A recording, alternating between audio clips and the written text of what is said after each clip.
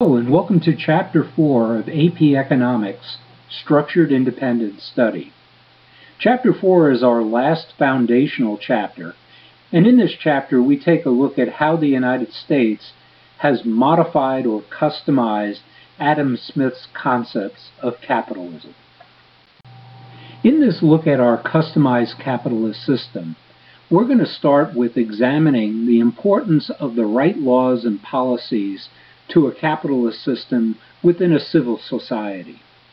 You will recall that Adam Smith said that under capitalism there should be limited government involvement in an economy. We're going to take a look at in this chapter when the government does get involved, and we're going to examine its involvement in the role of providing public goods, regulation, and welfare programs, which are also known as safety nets. We will also take a look at the government's involvement in promoting growth and stability for our society. And the last thing we'll do in this chapter is to take a look at how to manage and avoid negative externalities. So let's get started. As I mentioned a few moments ago, we're going to start this chapter by taking a look at laws and policies within our customized capitalist system.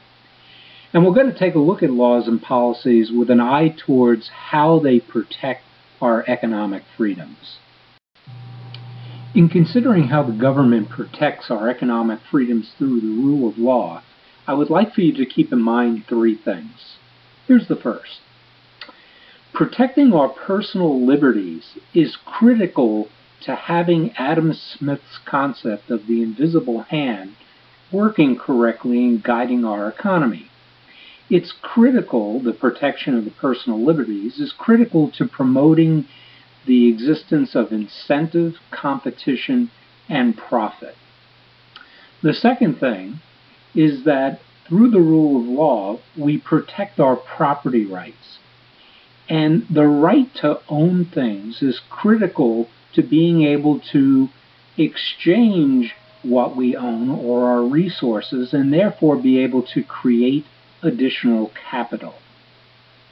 And the third thing I'd like for you to remember is that it's through the rule of law that we create the enforcement systems that help us protect the personal liberties and the property rights.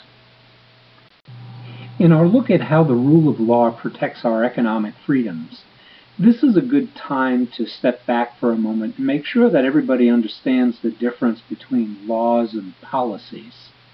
So let me start with a definition for law. And this brings in a little bit of our sociology aspect to our study. Laws are rules or norms established by an authority or a society to protect the public interest.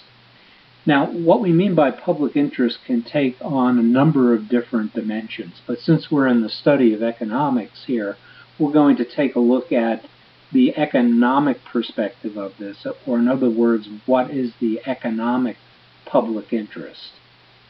And we define the economic public interest as the collective needs of the population or society that cannot be met by the marketplace, or as some people say, what is best for society.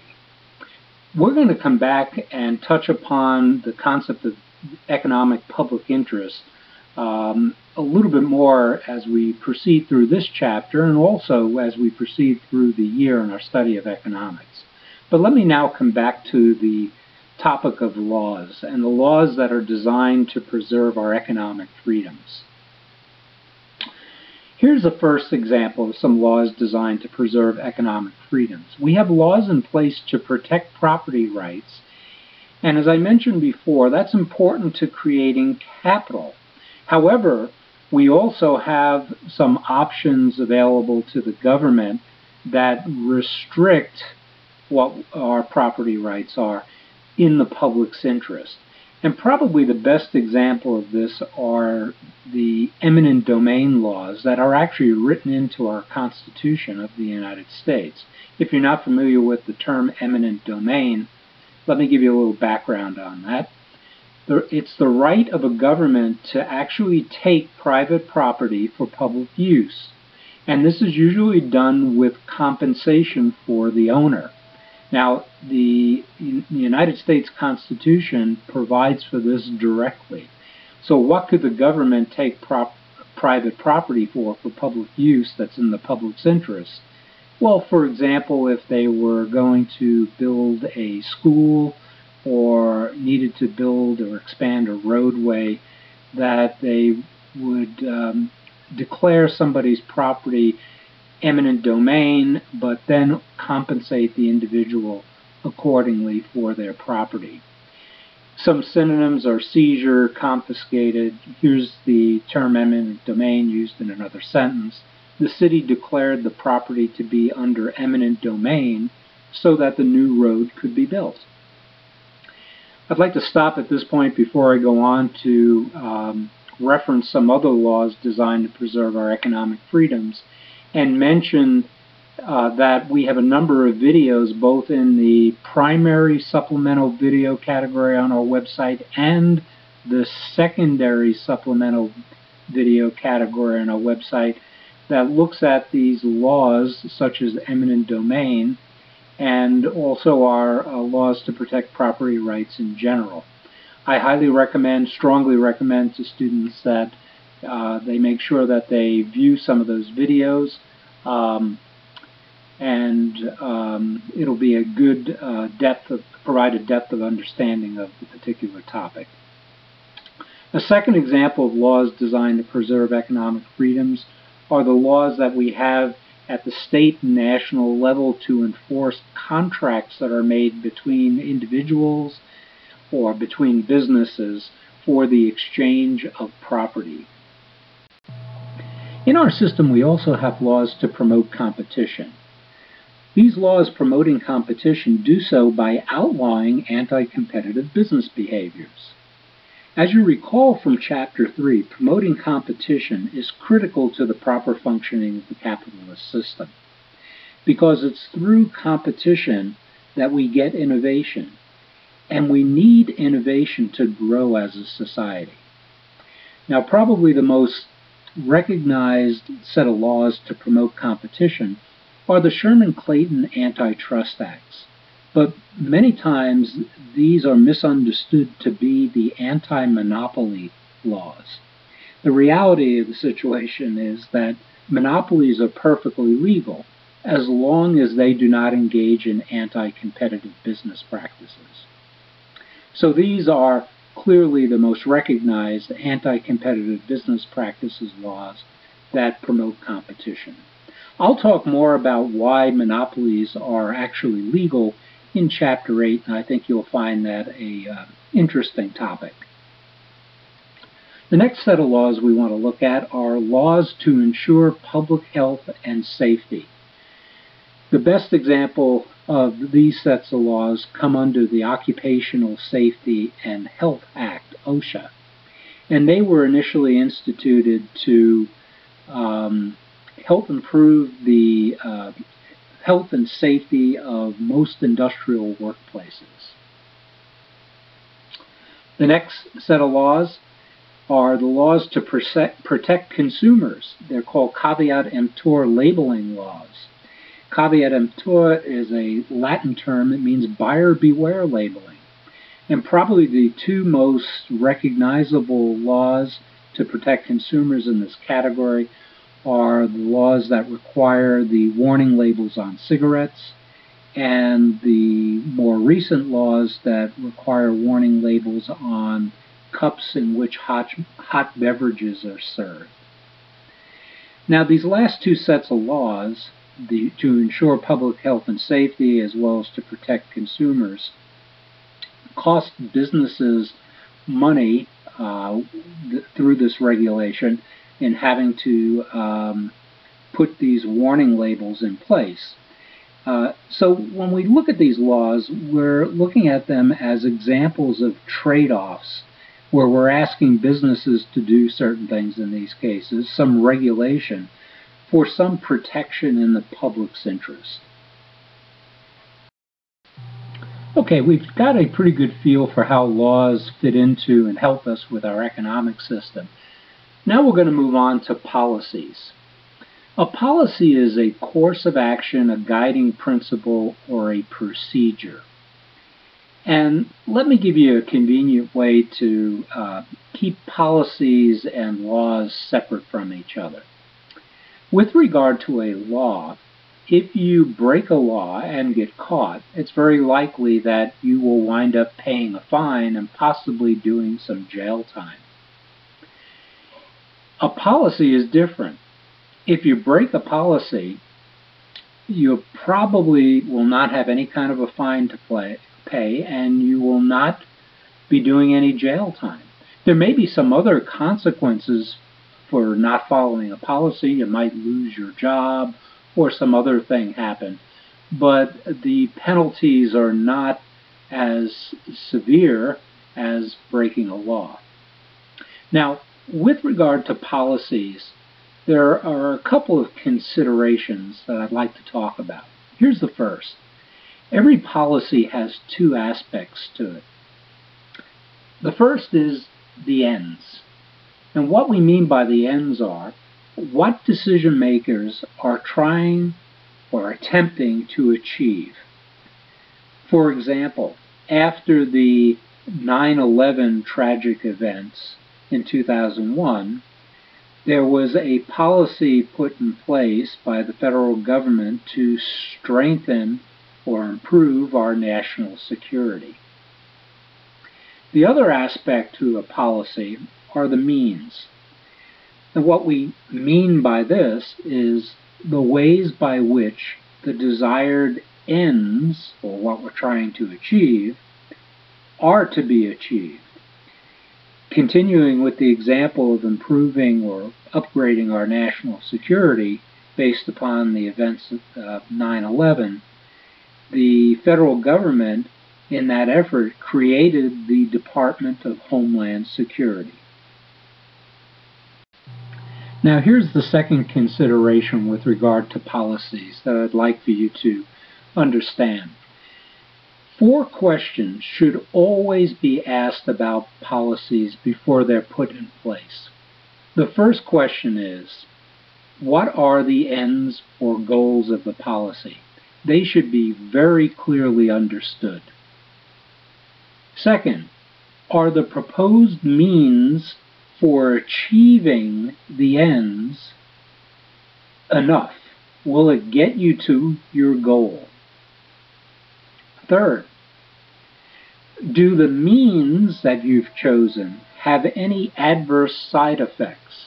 If you're not familiar with the word adverse, it means contrary to one's interest or welfare, opposed, antagonistic, counter.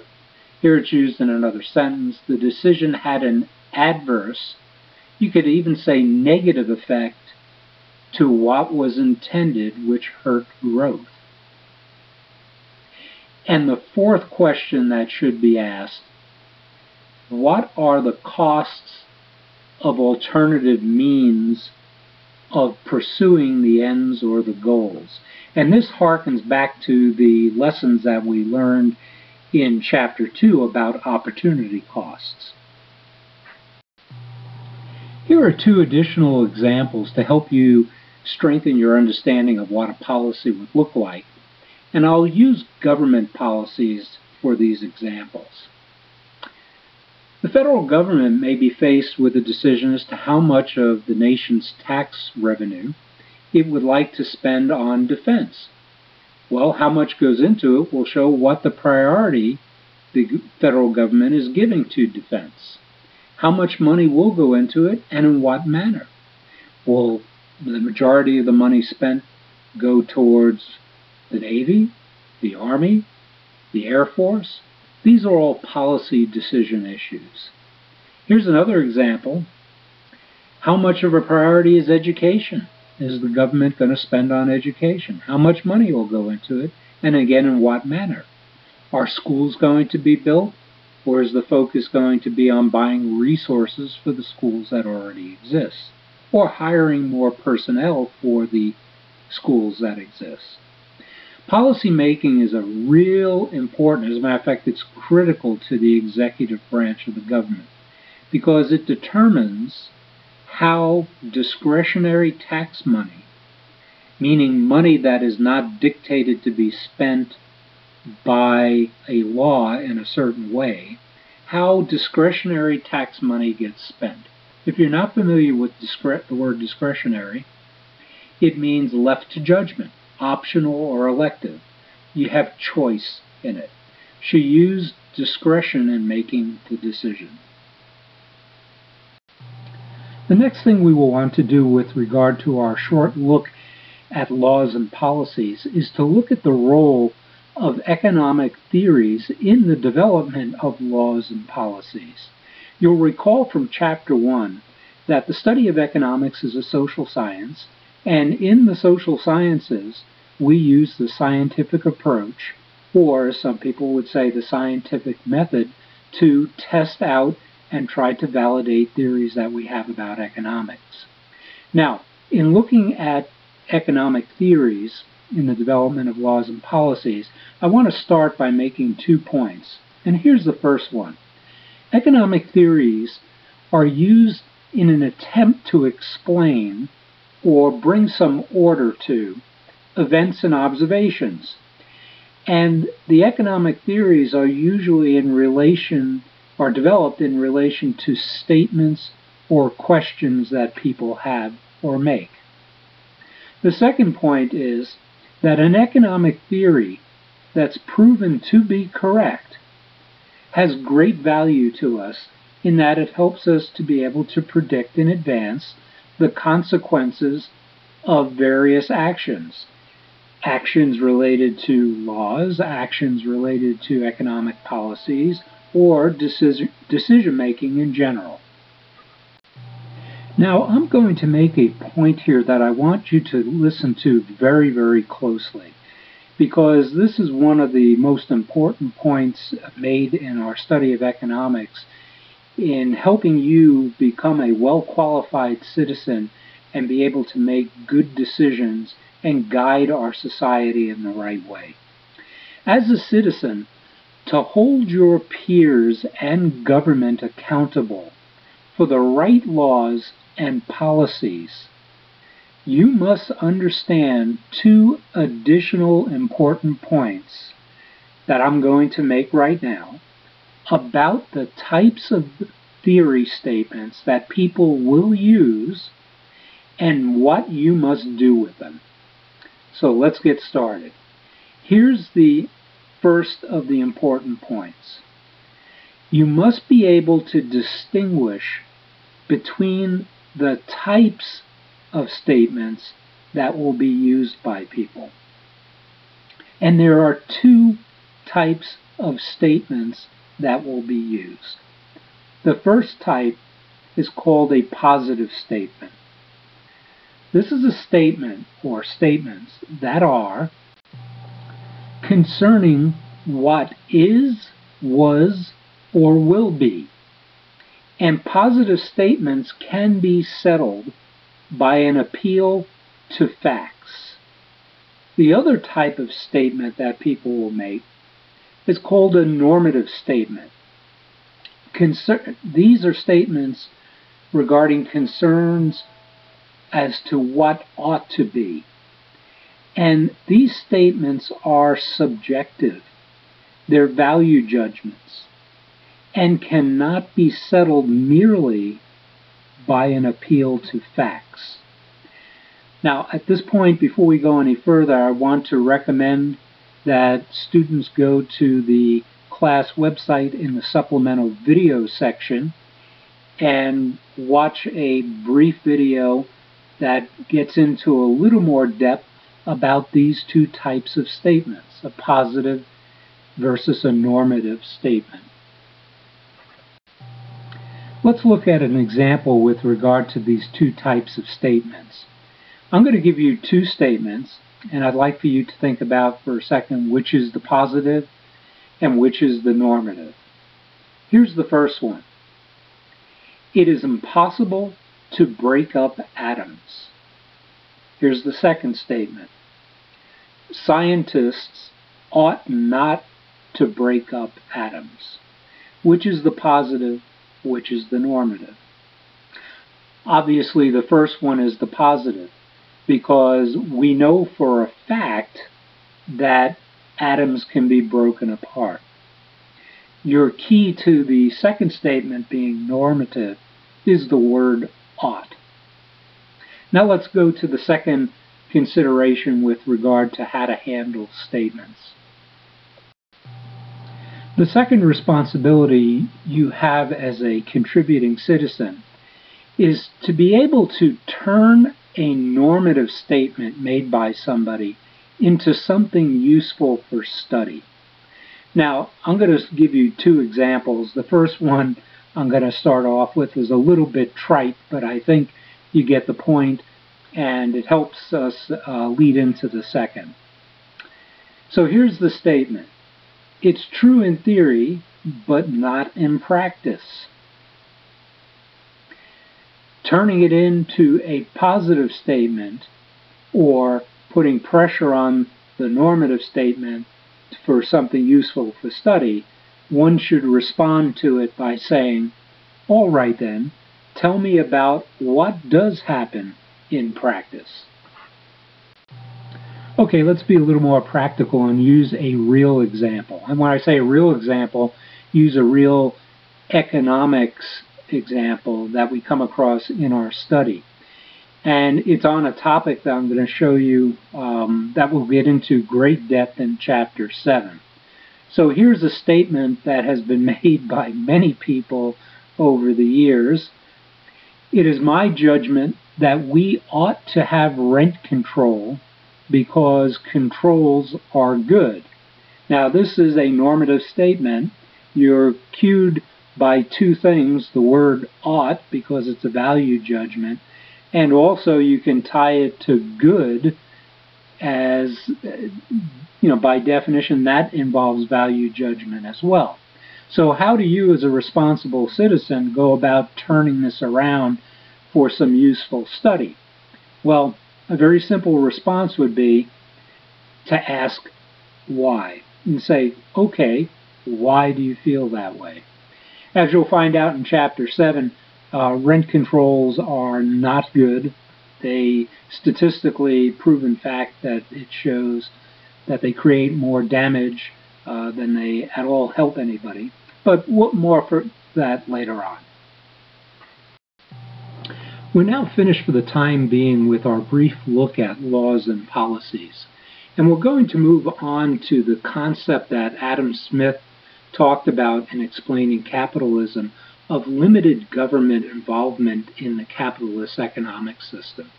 And we're going to look at when it does make sense to have the government involved and to what extent. Now, we know the government is involved in the capitalist economic system through the enforcement of the rule of law, and that's how our economic freedoms are protected. But Adam Smith said that there was only one additional rational reason for government involvement beyond the rule of law.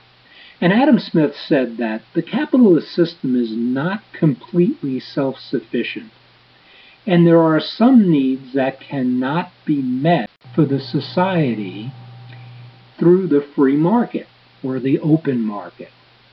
And in these cases, Adam Smith felt that the government can help us be a little more efficient and satisfy the needs of society. So the question then becomes, well, what needs could these be? So here are some examples of the needs of a society that cannot be met by the free market. And I'll use the United States as an example. Transportation systems. Our country has a massive complex of transportation systems when you consider everything from roads to mass transit systems and the like. There is no one person, not any of the richest people in the United States, that has enough wealth to pay for the support and maintenance and creating of our transportation systems. Not the Bill Gates of the world, the Oprah Winfreys, or whoever you would like to suggest, does not have enough wealth to carry that for us. The government is involved in providing our transportation systems, and we do it collectively through the government, through our taxes, and that's how these are provided. Now, the same holds true for national defense. There is no one person in the United States, nor probably strategically would we want to place our defense needs in the hands of one or two individuals either, from a security standpoint. But from a pure cost standpoint, or paying for it, no one individual can foot the cost of our national defense. The United States economy is a $15 trillion economy, and these are huge expense needs for the country. We get these satisfied through taxes and through the government. Some additional examples: education, public safety. Think of all the fire, first responder, and police functions that we have in our society to enforce the rule of law. Again, no one individual could carry the cost. One or two individuals could carry the cost for that. And even some important scientific work falls into this category. Adam Smith said, a little government intervention can help us be more efficient and productive, and these are good examples of what it makes sense. So then that begs the question, well, what would Adam Smith say wouldn't make sense, or would he not support? And I'll throw out a couple of examples for you right now. Some regulation that's done by the government over businesses in our society and in our economic system he would not support. Welfare programs he would not support. And I'm going to give you two others that we're going to get into more in depth in the next couple of chapters. Earmarks in this chapter, actually, and also subsidies. And we'll define what those are as we go down the road here. So the government is involved in our capitalist economic system, and in fact it's deeply involved. And it's this deep involvement that leads to a lot of controversy in our society and raises the question quite often as to what should government involvement depend upon. And it really boils down to two things. And here's the first. It should be dependent on what our needs are as a society, what our values are, what our priorities, and what our economic goals are. The second thing, and just as importantly, is that the involvement should depend on the tests of equity and efficiency. Let me tell you a little bit more about that. Let me start with equity. The involvement should be subject to the test of equity, meaning will it be equitable? Will the involvement treat everyone fairly or reasonably?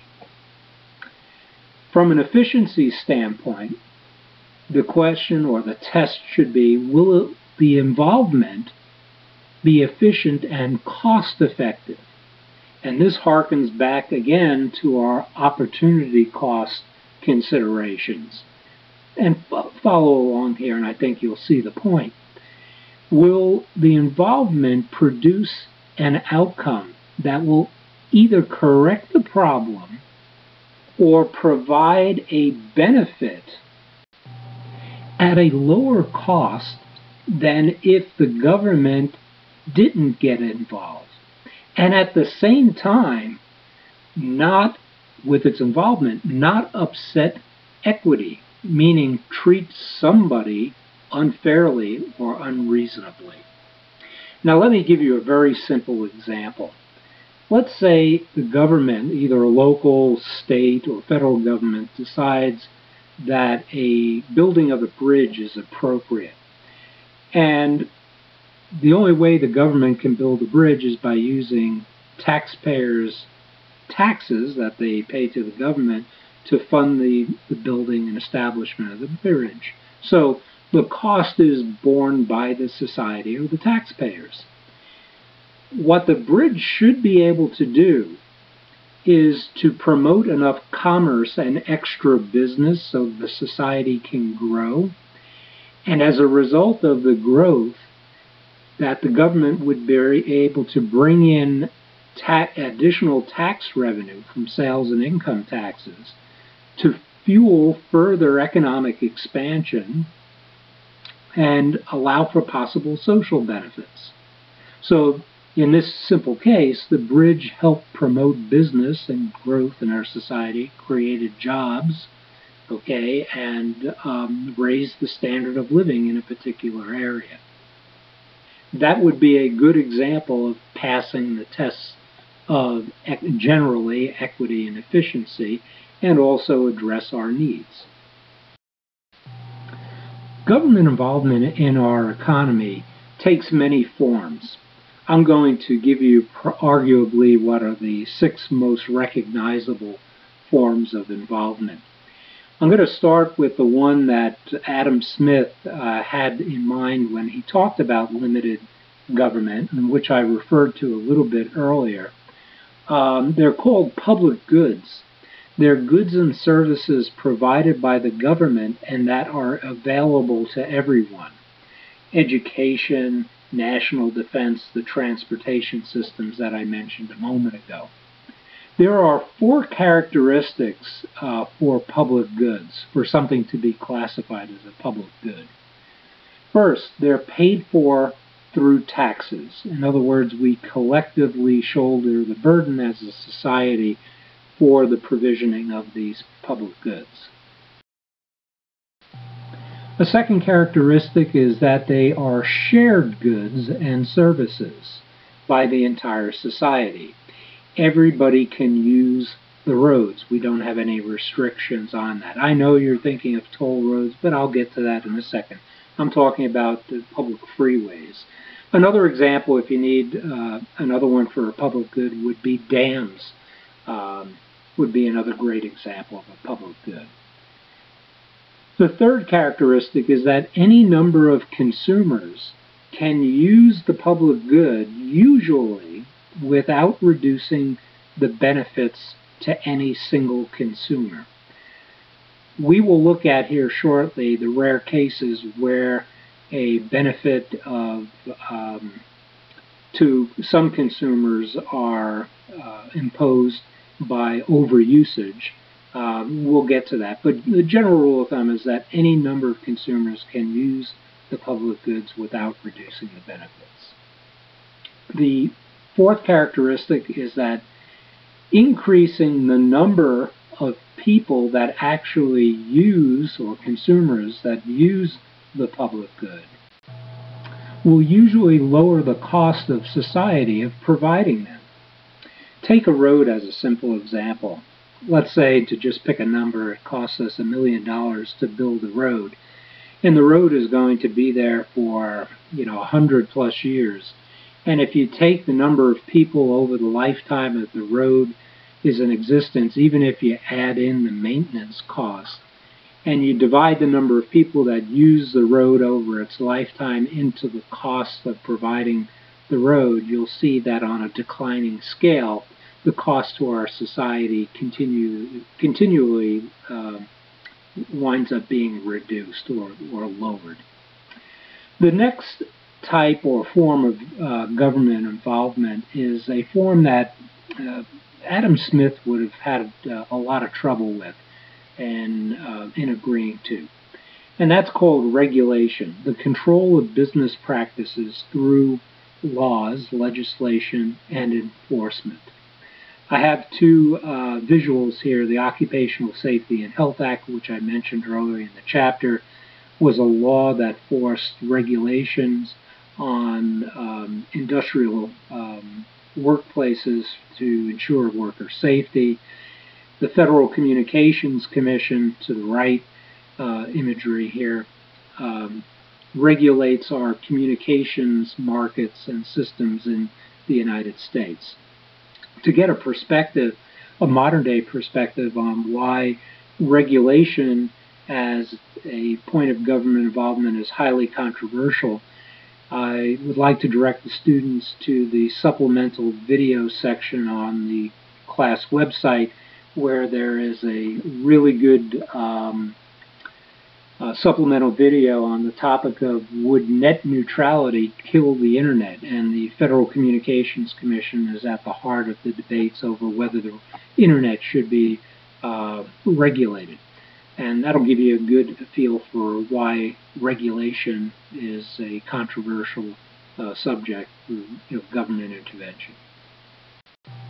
Another common form of government involvement in our economic system is through welfare programs. And welfare programs are also known as safety nets. And here's what they are.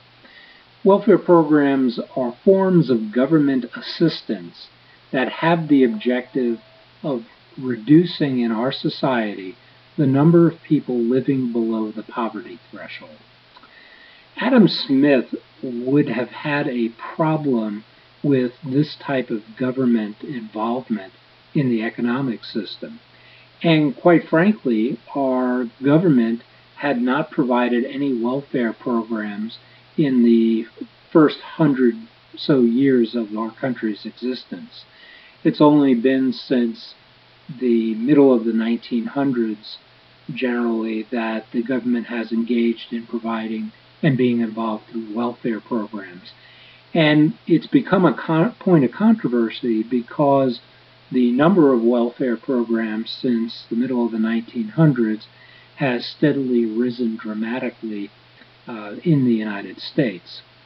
Let me now talk about why welfare programs are a point of controversy in our society. The reason welfare programs are so controversial is that they effectively redistribute income in our society. And what I mean by redistribute income is through the tax system, income is taken from one individual and given to another through the government for the purpose of, as I mentioned earlier, possibly to make sure the individual does not slip below the poverty threshold. And when you start to have an effect on people's income, and especially transferring it from one individual in a society to another, that's always going to cause passionate debates from two perspectives. Number one being, are all the parties being treated fairly or reasonably? That's that test of equity which I spoke about a little bit earlier. And whether for the money that is being redistributed, whether the program is meeting its goals in an efficient manner. There's another supplemental video on the class website in the supplemental video category that takes a look at income redistribution and provides you a little bit more depth and some example to illustrate the point, and I highly recommend that students make themselves available to check that video out. Here are a couple of examples of welfare programs, and a few of these you may be familiar with or at least heard of before. Social Security is a welfare program. Unemployment insurance is as well, as is workers' compensation and disability. Housing assistance and food stamps also fall into the category as being welfare programs. Now, with regard to these four welfare programs, many times you'll hear people refer to these as government transfer payments that result in no growth for the society. Let me take this in two parts. The concept of it being a government transfer payment is referring to what we're doing is we're taking income from one person and giving it to another so they don't fall victim to, the poverty threshold as an example. And we're just transferring money from one place to another. And part of the argument again, with regard to efficiency is that we're transferring money, we're not investing it into things that will help the society expand economically and grow and raise the standard of living. As an example, the money is not being invested in the building of new roads or bridges or transportation systems in general, I like to use as one example. And that's at the root of why these welfare programs are so controversial. But let me give you the other side of it. There are welfare programs that do meet the general test of clearly equity and efficiency. And here's one that's a great example. The early education, the Head Start program, the funding from the federal government for preschool for people that can't afford to send their child to a private preschool environment. This is an investment in the nation's future, in education and building human capital. And that's a very important investment to make in society, because if we improve and keep up the level of human capital, we will be able to compete better, to innovate better, and raise the standard of living. So there's a strong argument on the side of equity and efficiency with a welfare program like early education or the Head Start program. My fourth example for you of government involvement in our economic system is also a controversial one. It's earmarks. It's legislation that is passed by the federal government that provides money for a favored project or industry. If you've taken your government class, you may have come across this topic under what they call pork barrel legislation. The most famous in recent years example to clearly illustrate earmarks and why they're so controversial was the Bridge to Nowhere that was funded through legislation supported by the representatives from Alaska to build a bridge up in Alaska. And all the contractors were paid to build this bridge, and the bridge was never built. So it's controversial to say the least. The government has gotten itself in very tough situations with a number of similar types of cases. And the number of earmarks, particularly over the past 20 to 30 years, has been on a steady increase. And many people say that this is one of the many reasons why we're running the deficits and building the debt from the national perspective, and has become a concern. So what are problems with earmarks? Well, first of all, it creates inefficiency. The Bridge to Nowhere example is certainly illustrative of inefficiency and the fact that the bridge was never built, so therefore we couldn't get any growth benefits from it. Waste resources, certainly the Bridge to Nowhere wasted taxpayer dollars, and inhibits competition and growth, because many times the money that goes for these pet projects goes to favored supporters of political parties and particular individuals, and it cuts out other people from competing for businesses, many times that could wind up doing project work more efficiently, effectively, and possibly at lower costs. Well, if you're outraged by the absurd government involvement in things like earmarks and the example of the Bridge to Nowhere, you can check out some other examples of earmarks that might irritate you even further through the class website in the supplemental video category. There's a Reason TV video on earmarks called The Alien Menace, and I highly recommend that students check that out as well. Yet, as absurd as earmarks might seem, there are some other government involvement forms that are actually more absurd than the earmarks. And they will complete our look at the 6 forms of involvement. And the first one is price ceilings.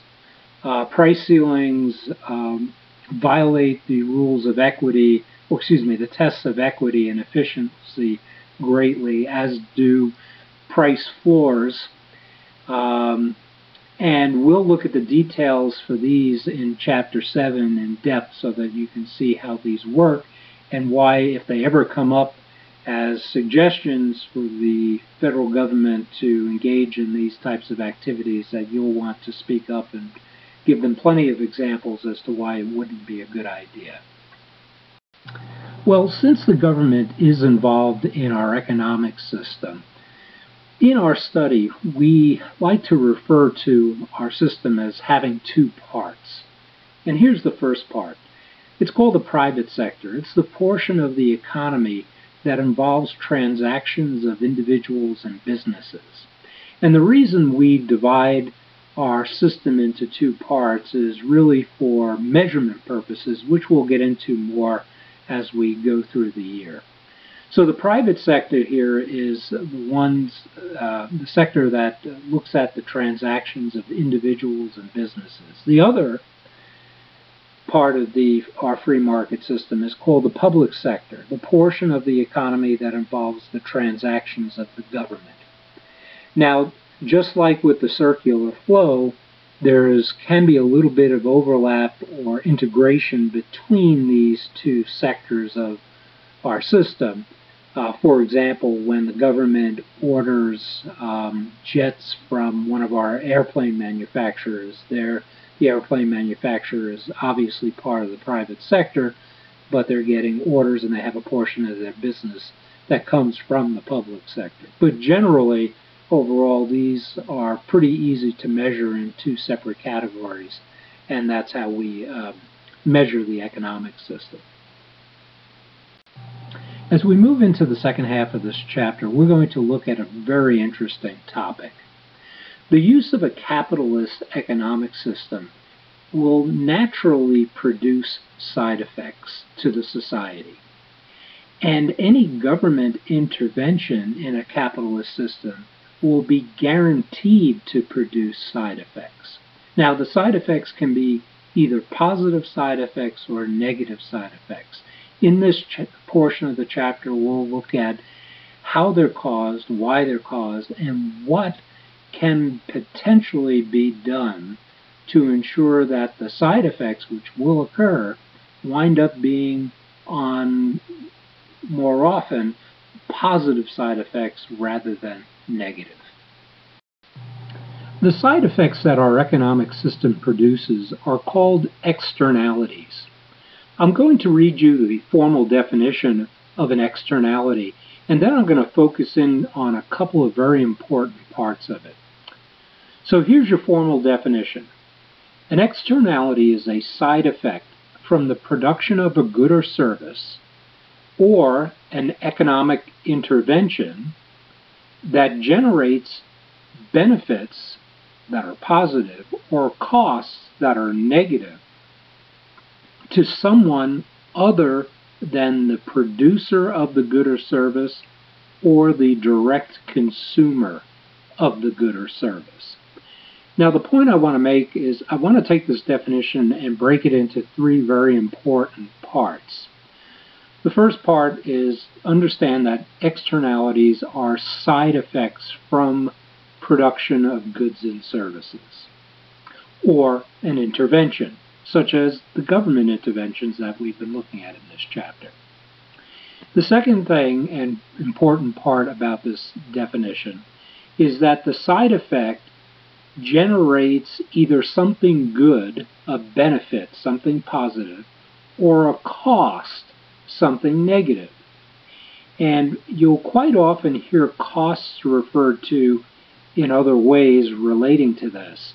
They are called unintended consequences and sometimes called market failures.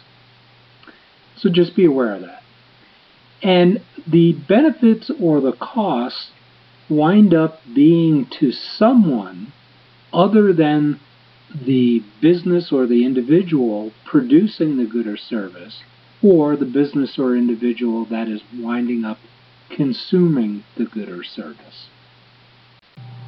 A few moments ago, when I started this section of the chapter, I did mention that any government involvement in the economy will always guaranteed to result in creating some externality or side effect. Our challenge is to make sure that the involvement that the government takes satisfies the tests of equity as well as efficiency, and if at all possible, create a positive side effect rather than a negative. So let's look at some examples. I'm actually going to provide you with two examples of externalities and use two examples of negative externalities. So let me start with the first one. First one is actually a classic case. Let's say we have a company that produces plastics that are used in a wide variety of products that are sold to the public.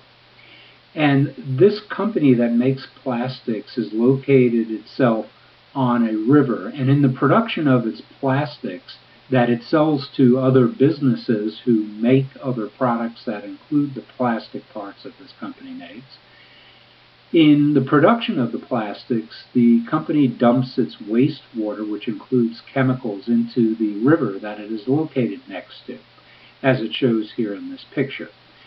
The chemicals in the water and the wastewater obviously pollutes the waterway.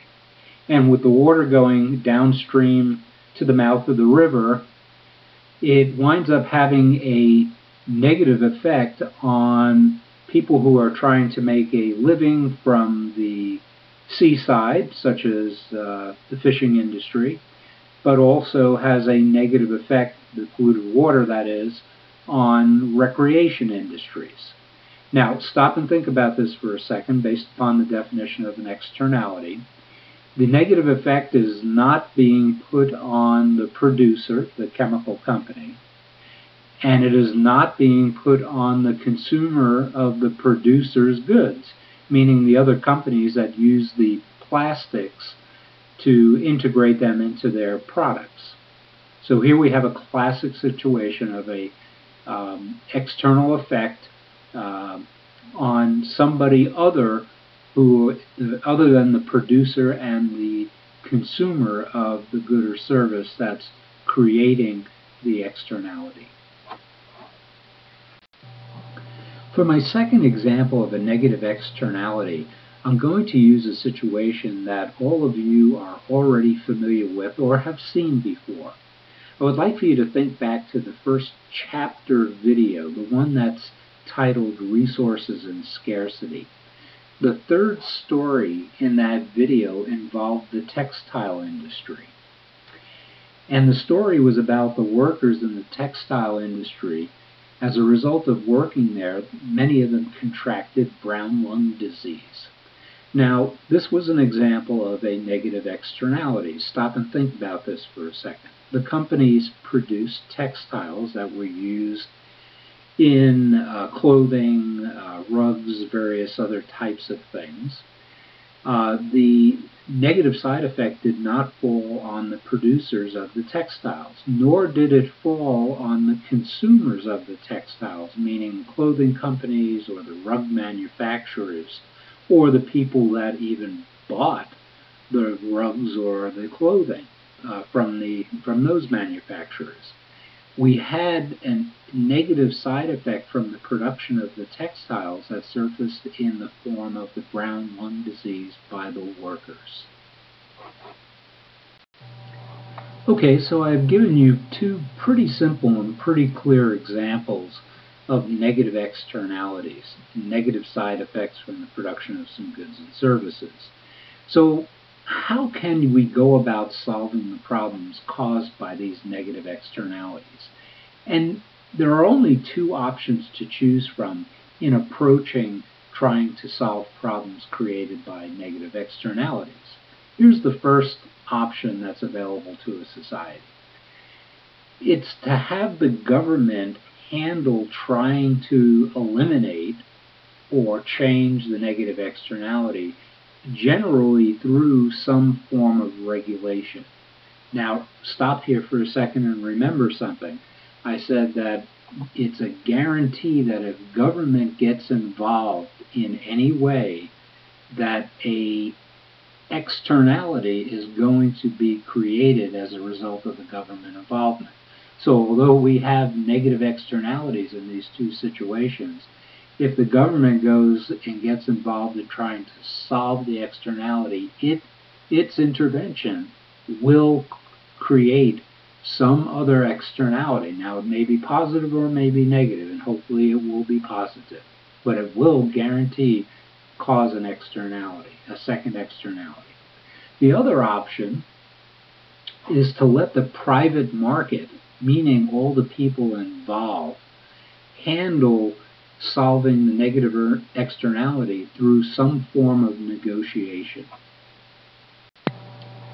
Since I started with the option of the government stepping in to try to solve negative externalities, let me start with that first and giving you a little bit of some insight as to how they may go about trying to do that. The governments handle externalities, as I mentioned a moment ago, through regulation, and sometimes laws coupled with the regulation as well. And when they put these laws in place and this regulation, it's designed to force the elimination of the side effects. And let me give you 4 examples of how the government has done that in the past. For example, in the workplace, that we also saw in the video, and it's related to the brown lung disease situation, workplace externalities were addressed or started to be addressed through the Occupational Safety and Health Act. Environmental externalities were started to be addressed with regulation and laws under the Environmental Protection Act. And for product safety situations where there was an externality created, the Product Safety Acts. And then in the financial industry, disclosure and reporting acts as well. Now notice something here is that with each one of these pieces of legislation, there was also created a government agency to oversee the enforcement of the laws and to also put in place some other regulations and guidelines to make sure that the externalities didn't wind up showing up again. Each one of these organizations that you see at the bottom of the screen is an actual government agency. There's the Occupational Safety and Health Administration, responsible to administer to the Occupational Safety and Health Act. There's the Environmental Protection Agency, the Consumer Product Safety Commission, and in the financial industry to enforce disclosure and reporting acts, the government set up the Securities and Exchange Commission. Let's take a moment now and examine the other option that's available to a society to solve the problem of a negative externality. That other option is to let the private market, or the free market in general, try to solve the problem of the negative side effect through negotiation. And what occurs when this approach is taken is the use of what is called in the study of economics the Coase theorem. This concept of negotiation was brought up or conceptualized by Ron Coase, who is a Nobel Prize-winning economist. And what he said is that in these cases, when society chooses this approach to solve the problem, all the parties, the private parties that are in some way engaged in the creation or being affected by the negative side effect, will get together and generally strive to reach a bargain or an agreement in which everyone is better off and the outcome is efficient. In other words, and you may have heard this phrase before, all the parties involved will try to find what is called a win-win solution to the problem. While the negotiation approach by private parties to solve negative externalities is usually far more successful than not, it is not successful when potential problems arise when there's something that's called a BATNA that is recognized or felt by one party. And what a BATNA is is a better alternative to a negotiated agreement, meaning that the opportunity cost of reaching some sort of negotiated settlement or agreement are too great. Now, a BATNA needs to be legitimate. Notice I have here a legitimate BATNA, meaning that there really has to be some substantial opportunity costs that are being given up that prohibits the parties from reaching a compromise, if you will, or a negotiated agreement. If you're not familiar with the word legitimate, it's an adjective. It means in accordance with law or established standards. That's a formal definition. The related words here, I think, apply most appropriately to what we're talking about: valid and accepted. Used in another sentence, his claim to ownership of the property was legitimate. One final word on BATNAs and also the Coe's theorem. One of the best books written on it. It's a great short read, very easy to understand. It covers the Coe's theorem and also BATNAs. Is Getting to Yes. It's written by the gentleman over here on the right side of the screen. It's pictured William Ury. Getting to Yes, Negotiating Agreement Without Giving In. Great book. Highly recommend that students pick this up. Very easy, short read. It'll make you far better in terms of your negotiating abilities, both in your professional and your personal lives. So I highly recommend you picking up that book at some point and giving it the read. Let's now go back to one of our examples and see how these options could be applied to solve a negative externality.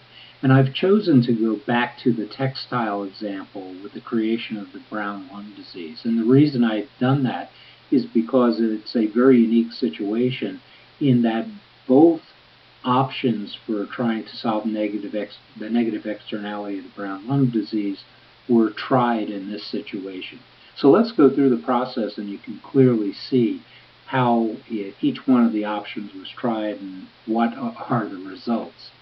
At the beginning of this situation, the companies and the labor unions, the private parties involved with regard to the negative externality, got together and started private negotiations and trying to solve the problem. And as you may recall, the suggestion was for the workers to wear dust masks, and the statistics showed that that would wind up eliminating somewhere in the 90 to 90, I think it was 95% of the instances of brown lung.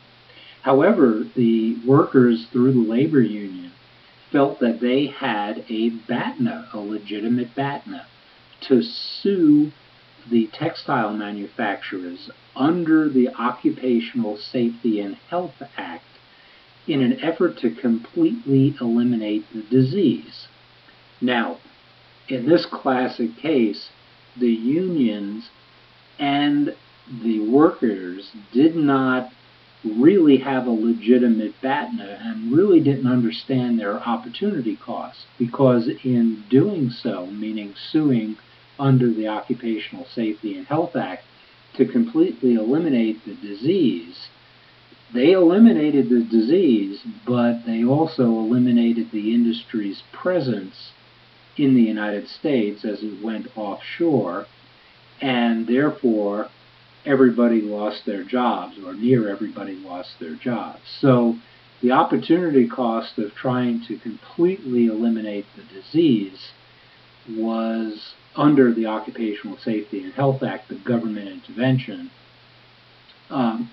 reached that goal, but the opportunity costs were great as people didn't have jobs. Now, remember, we have government intervention here through the Occupational Safety and Health Act, and if you recall my suggestion to you so far in this chapter, in this section, that when there's government intervention, there's going to be some sort of side effect for this. And a side effect to somebody not involved in the case. So I'm not talking about the workers losing their jobs here as the industry disappeared. Well, let me take it a step further. With the industry going away, it made things worse where the companies, the textile companies, had been located. And it made it worse by creating additional negative results as other associate or businesses in the area that supported the workers and supported the factories, businesses like restaurants and hardware companies and so forth, were harmed because the companies got up and left and people lost their jobs. And when people lose their jobs, they don't get paid. And if they don't get paid, they don't go out to eat at restaurants and they don't spend money in hardware stores. Now, the hardware store and the restaurant had nothing to do with the production of textiles and had nothing to do with the brown lung disease. But the government's involvement in suing to helping the workers in the union suing to eliminate the disease completely, that intervention had a negative effect on these other businesses. Now, before I move on to my next example of how government intervention, even when well-intended, can create externalities, I want to recommend to students that they go and visit the course website and take a look at the supplemental video that's available on the Coe's theorem and negative externalities. It'll help to firm up your understanding of the theorem and how the solutions can be to negative externalities can be achieved through private negotiations. Highly recommend that students do that. Okay, now let's move on to our next example. And that example involves public goods. Public goods are things that are broadly supported under a capitalist philosophy and a capitalist economic system as a good involvement of the government to help us in situations where the market doesn't have a solution or a support mechanism for our society. But remember, public goods as a government intervention is still an intervention, and holding true to my promise to you that government interventions will cause some sort of externality. It holds true for public goods as well. Let's look at an example. Well, the example of when a public good causes an externality is commonly called in the study of economics the tragedy of the commons. It's when a common public resource gets used more than is desirable. As you know from earlier in this chapter, a road or transportation system is a public good, and highways as part of the transport system often fall victim to the tragedy of the commons. The question to start our analysis of this is, what's our purpose behind the public good, for example, the highway system? It's obviously to promote commerce and growth within the society, help businesses grow, people conduct transactions, movement of goods and services.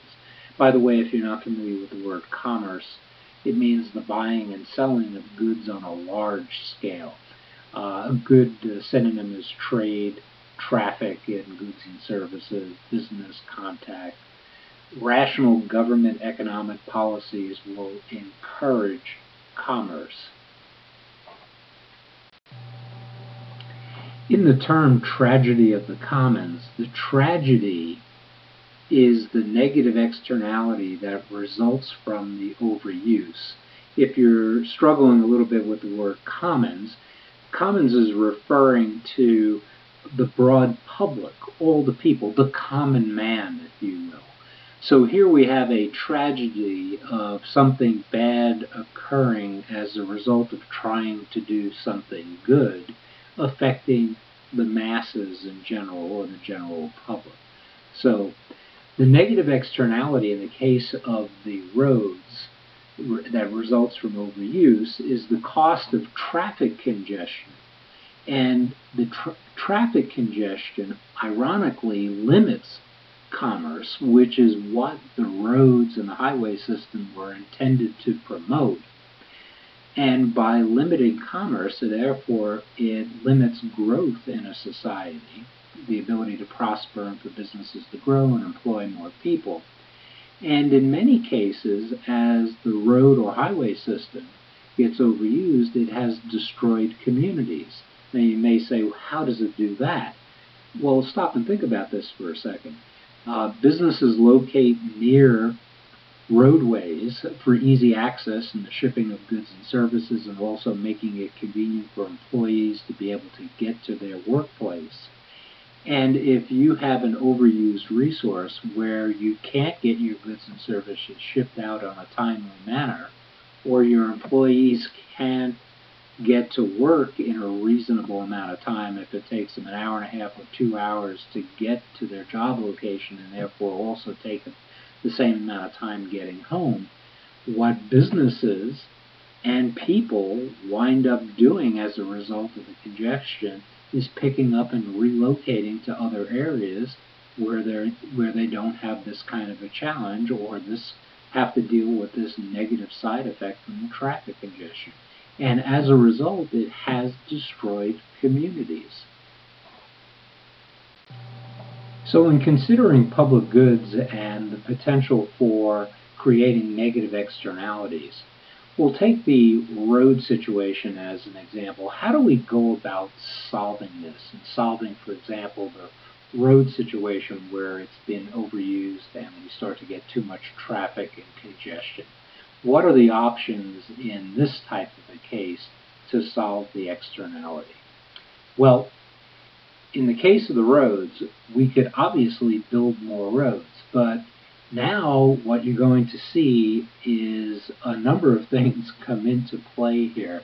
The consideration of opportunity costs, also when trying to make rational decisions here with regard to solving these problems, we also want to make sure that the considerations of equity and efficiency come into play as well.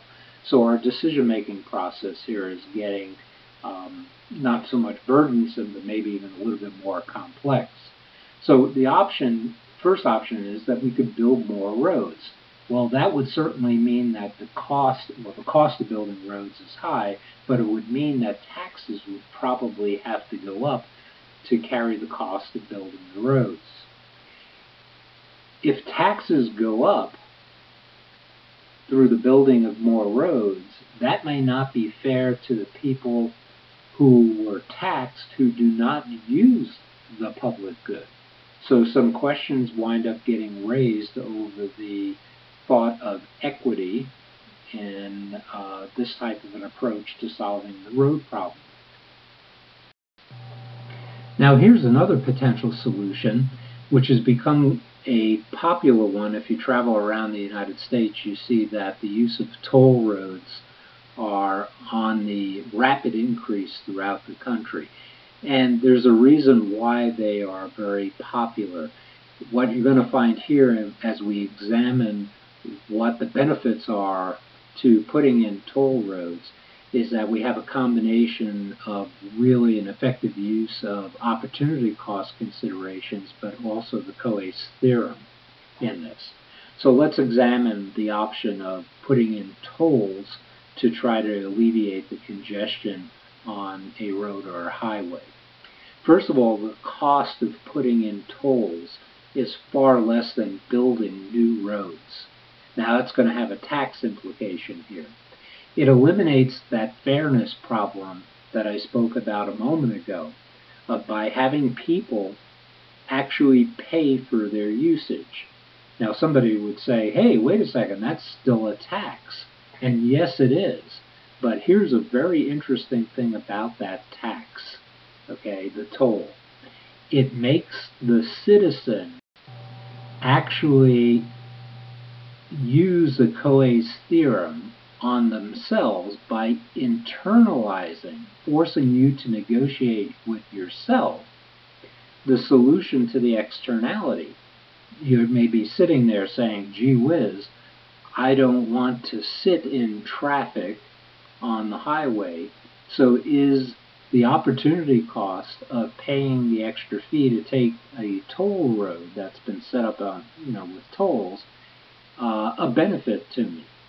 So we have the private negotiation going on within an individual that's studying the opportunity costs. But here I talk about the toll road being a very popular solution. The actual most popular solution is a combination of putting in toll roads and combining it also with carpool lanes. Now the same thing is at play here in terms of the decision-making process for the citizens in the surrounding area. Putting in carpool lanes, similar to the toll solution, it's a very low-cost solution. You're not building new roads. And again, it's efficient and also equitable because it doesn't necessarily raise taxes.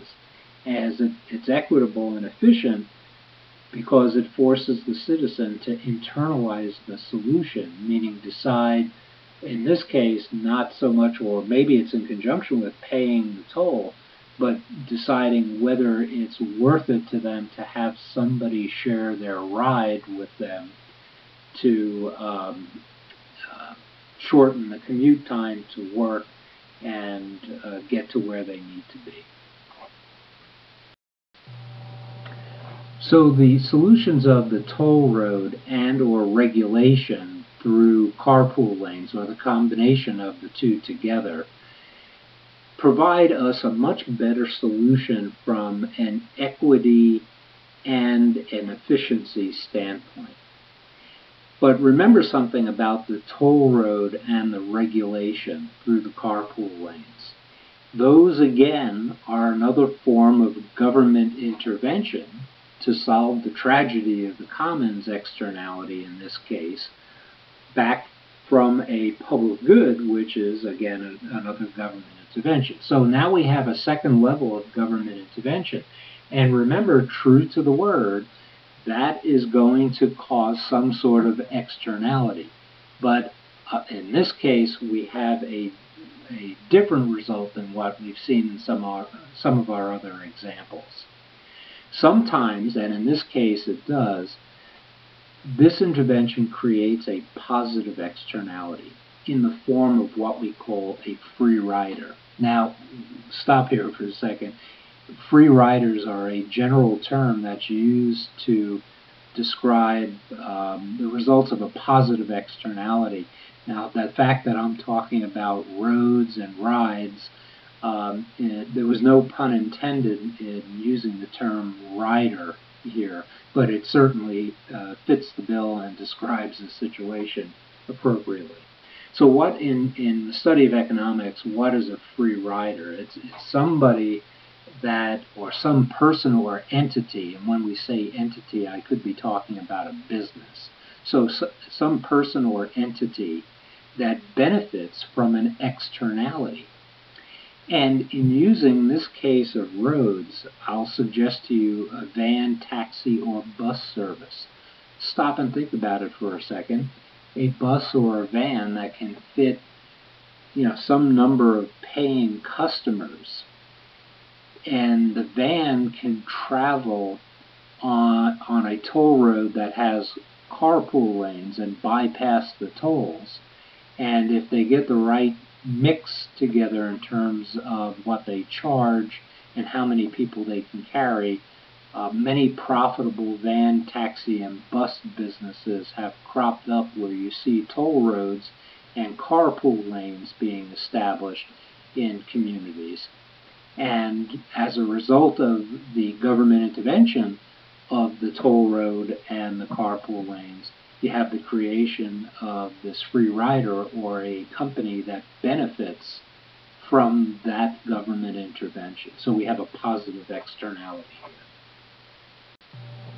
We have now looked at a number of different types of government intervention and the externalities that are caused as a result of that intervention. However, we haven't looked at the majority of the types of government intervention. And one very big challenge for our society is to be able to rationally manage the side effects caused by all these other interventions. So what interventions am I talking about? Well, things like Social Security, health care, Medicare in particular, unemployment, earmarks, disaster relief, corporate and homeowner bailouts, okay, and environment and different types of safety protection. These are all government interventions into our economic system, and they all will have guaranteed externalities as a result of the interventions. Hopefully they're positive, that won't always be the case, so our challenge is to be able to rationally manage these side effects and try to hold each one of these types of interventions up to the tests of equity and efficiency. Another big challenge that we have is also determining how and to what extent and at what cost, or if at all, should government be involved in anything outside of public goods, as an example. And in this challenge, I want you to remember the warnings from Chapter 3 about how much government involvement in the economy and what the overall results of that wind up being. We've seen plenty of examples of that through history. And also remember the words of President Ronald Reagan, who relates back to, in this quote I'm going to show you, what can happen when the government does get extensively involved. Reagan said that costs are critical. Few, if any, governments have ever voluntarily reduced themselves in size once they have established something new. So government programs, once created, very rarely disappear. And actually, a government department or program, according to Reagan, as he said, is probably the nearest thing to eternal life that we'll ever see on Earth. So the bottom line is, as I mentioned a moment ago, what's very important is figuring this out. Despite what our values are, you must always apply the tests of equity and efficiency. Is it being fair? Is it treating people equally? And is it meaning being fair to people? And is it cost effective? Is it being efficient? As we wrap up Chapter 4 now, we're going to step back for a moment and look broadly at how the government should generally encourage economic growth in our society. There are generally 4 ways that the government should encourage growth and stability in our society. The first is by counteracting, through education and the right policies, the anti-capitalist attitude that rises periodically within our society. In going back to reinforce some advice from Milton Friedman from Chapter 3, here we have a quote from Carl Schramm, which takes it further by saying, "A utopia without business freedom will have no wealth to redistribute." A second way that the government should encourage growth and stability is to make sure, and I want to reemphasize this one more time, that measure all actions based on the test of equity and efficiency, and also promote economic citizenship through civic participation, getting the citizenry educated and involved in the decisions with regard to our economic system. And the fourth way to encourage growth and stability is for the government to continue to make strategic investments to encourage innovation. And remember, it's competition and innovation that help raise the standard of living and grow the society. Some examples of strategic investments the right investments in the right public goods in the right way, and also some other investments, as you may recall back earlier in this chapter, talk about important scientific work. Well, NASA, the National Aeronautics and Space Administration, would be a great example of that. There have been many products and services for the public and commercial businesses that have come out of the research that was done by the NASA agency of the government, but also the important point about investments to build human capital. And examples of that would be the land-grant college grants that were made by the federal government quite a few years ago.